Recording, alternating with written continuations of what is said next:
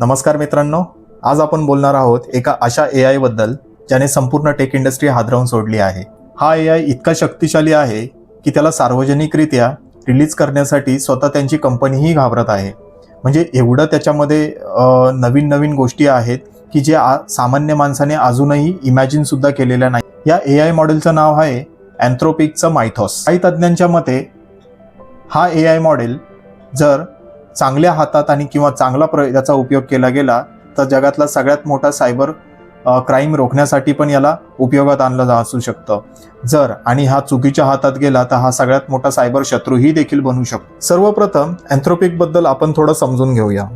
अँथ्रोपिक ही American company आहे जी 2021 मध्ये तयार झाली आणि ही कंपनी माजी ओपन AI कर्मचाऱ्यांनी सुरुवात केली। या कंपनीचा मुख्य उद्देश असा होता की AI तयार करणं जो आहे तो सेफ आणि हेल्पफुल असेल। आता अँथ्रोपिकने क्लाउड AI नावाचा चॅटबॉट तर तयार केला, पण 2026 मध्ये त्यांनी एक नवीन आणि अत्यंत शक्तिशाली AI मॉडेल तयार केलं, मायथॉस म्हणून। सांगायचं झालं तर हा AI सॉफ्टवेअर मधली सिक्युरिटी फ्लॉज, बग्स आणि वल्नरेबिलिटी शोधून काढतो। फक्त बग शोधणं एवढंच नाही तर हा AI त्याचा बग वापरून हॅकर कसा अटॅक करू शकतो हे सुद्धा समजू शकतो। म्हणजे AI फक्त सुरक्षा रक्षक नाही तर एथिकल हॅकर सारखंही काम करण्याचं काम करतो। आतापर्यंतचं अनेक AI मॉडेल कोडिंग करू शकत होते, मायथॉसमध्ये तर काही वेगळ्या क्षमता दिसल्या। हा AI मोठे मोठे सॉफ्टवेअर सिस्टम ॲनालाइज करू शकतो, कॉम्प्लेक्स अटॅक्स चेन तयार करू शकतो, ब्राउझर एक्सप्लेनेशन करू शकतो, ऑपरेटिंग सिस्टममधील जुने फ्लॉज शोधू शकतो आणि काही रिपोर्टनुसार ॲटोनॉमस सायबर अटॅक्स ChatGPTचे जे फाउंडर्स होते तेच हे यामध्ये काम करतायत आता। म्हणजे यांनी थोडक्यात काय केलं की ओपन AI मधून हे लोक काही वेगळे झाले आणि या लोकांनी क्लाउड ही कंपनी नवीन ऑर्गनाइज केली आणि ChatGPT ही स्वतंत्र कंपनी आहे। या कंपनीचा मुख्य उद्देश असा होता की सेफ आणि हेल्पफुल असं एक AI मॉडेल तयार करणं। तसेच अँथ्रोपिकने क्लाउड नावाचा एक चॅटबॉट तयार केलं, पण 2026 मध्ये त्यांनी जगाला एक नवीनच AI आणि अत्यंत शक्तिशाली AI असा आणून दिला, अँथ्रोपिकचा मायथॉस। मायथॉस हा एक अत्यंत शक्तिशाली असा सायबर सिक्युरिटी मॉडेल आहे। आता सगळ्यात मोठा प्रश्न असा आहे की हे AI एवढं पॉवरफुल आहे तर ते सगळ्यांसाठी ओपन का नाही होत आहे? कारण अँथ्रोपिकला भीती आहे हे AI मॉडेल जर चुकीच्या हातामध्ये गेलं तर हाहाकार माजू शकतो। आता एक इमॅजिन करा, जर एखाद्या हॅकरकडे हे AI मॉडेल आलं आणि त्याने आता जेवढ्या कंपन्या आहेत त्या कंपन्यांमध्ये त्यांच्या कंपन्यांच्या सिस्टममध्ये त्यांनी वल्नरेबिलिटी शोधायला सुरुवात केली, फ्लॉज शोधायला सुरुवात केली आणि हॅकिंग सुरुवात केली, तर याने किती मोठं नुकसान होऊ शकतं वेगवेगळ्या कंपन्यांचं। त्यासाठीच कंपनीच्याच फाउंडर्सने सांगितलंय की हे मॉडेल खूप डेंजरस आहे पब्लिक रिलीजसाठी। म्हणजेच ज्या दिवशी त्यांनी हे रिलीज केलं त्यांनी त्याच्या क्षमता जगाला दाखवून दिल्या आणि त्याच दिवशी त्या सॉफ्टवेअरला त्यांनी बॅन करण्यात आलं। हे सगळं होत असताना मायथॉसने याच्यासोबत एक सायबर सिक्युरिटी इनिशिएटिव्ह प्रोग्राम सुरू केला। आता या प्रोग्रामला त्यांनी नाव दिलं प्रोजेक्ट ग्लॉसिंग। या प्रोजेक्टमध्ये अनेक मोठमोठ्या कंपन्या सहभागी आहेत, जसं की ॲपल, मायक्रोसॉफ्ट, गुगल, ॲमेझॉन, एनव्हिडिया। या प्रोजेक्टचा उद्देश आहे जगातील क्रिटिकल सॉफ्टवेअर सिस्टम सुरक्षित करणे। येस मित्रांनो, मायथॉसने ॲपलच्या मॅकॅन्टोशमध्ये पण खूप मोठ्या त्रुटी शोधल्या आहेत। आता ह्या त्रुटी ज्यावेळी ह्या त्रुटी शोधल्या गेल्या त्यावेळीच टेक इंडस्ट्रीमध्ये एक मोठी खळबळ माजली गेली, कारण की मॅकॅन्टोश हा सिक्युरिटीसाठी जाणला जाणारा सगळ्यात मोठा एक OS समजला जातो आणि त्याच्याच अनुषंगाने जर पाहायला गेलं तर ॲपलला आत्तापर्यंत जगामध्ये सगळ्यात सुरक्षित असं सॉफ्टवेअर मानलं जातं, पण ते तसं नाही आहे। मायथॉसने इथे देखील त्याच्यामध्ये त्रुटी शोधल्या आणि त्याच्यातले बग शोधून काढले आणि ॲपलला पण हादरे दिले। या गोष्टीमुळे ॲपलचे शेअर्स देखील पडले।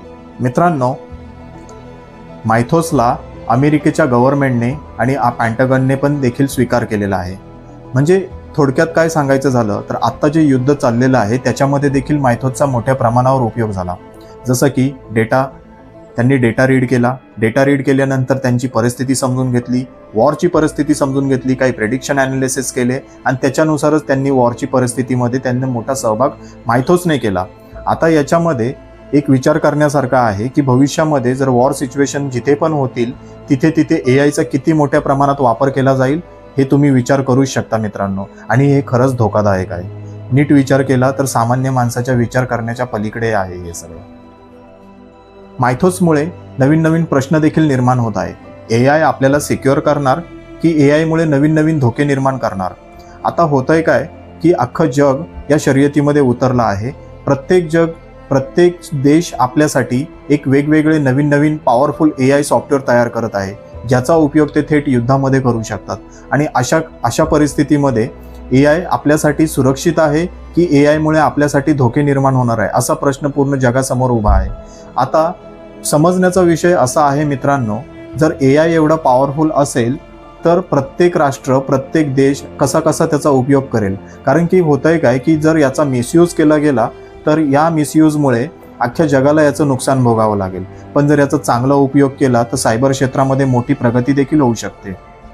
2026 मध्ये मायथोस संबंधित काही डॉक्युमेंट्स असे लीक झाले आहेत.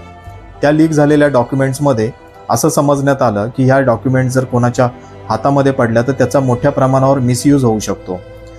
समजण्याची बात अशी आहे की त्या डॉक्युमेंट लीक झाल्यानंतर त्या अँथ्रोपिकच्या मायथोसमध्ये काही अनऑथोराइज ॲक्सेस देखील होण्यात आला.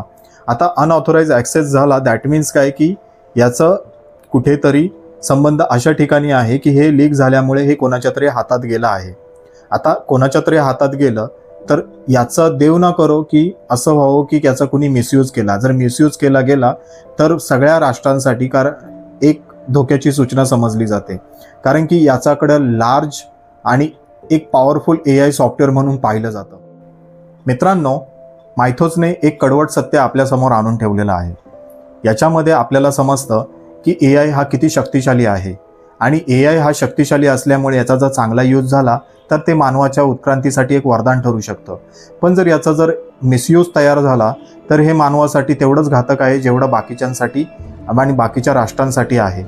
आता एक समजण्यासारखी गोष्ट आहे, जर AI आपण चांगल्या कामासाठी उपयोग करत आहोत तर ती चांगली कामं नीट होत आहेत का? ते चांगल्या कामांसाठी त्याचा उपयोग पुढे देखील होणार आहे का? हे प्रश्न आपल्यासमोर नेहमी उभे राहतील. तर मित्रांनो, हा व्हिडिओ तुम्हाला कसा वाटला याबद्दल आम्हाला तुम्ही कमेंटमध्ये नक्की कळवा, जेणेकरून आम्हाला आमचं मोटिवेशनही मिळेल आणि आम्हाला समजेलही की तुम्हाला आमच्या व्हिडिओमधून किती काही प्रोडक्टिव्ह गोष्टी अशा समजून येत आहेत. तर धन्यवाद मित्रो, हा व्हिडिओ पूर्णपणे पाहिल्याबद्दल. जय महाराष्ट्र.